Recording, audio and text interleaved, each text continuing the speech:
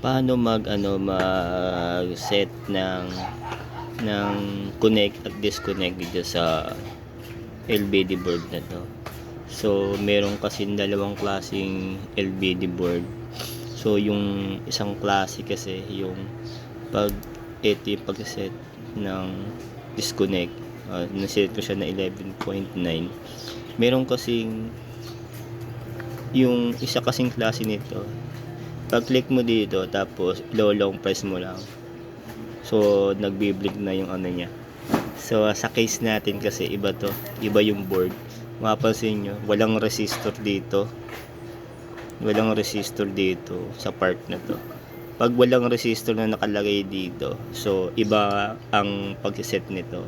Ang pag-set niya, kung gusto mong palitan tong disconnect, hindi siya yung pag ganyan tapos long press mo siya.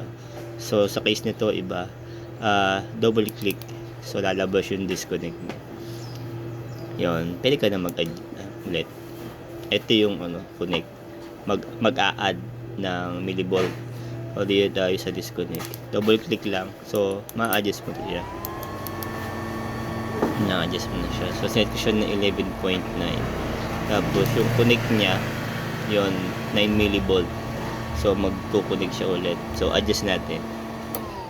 So namatay na siya. So bubuhayin ko ulit. Magbubuhay siya ng 12.7 or 8, mga ganun.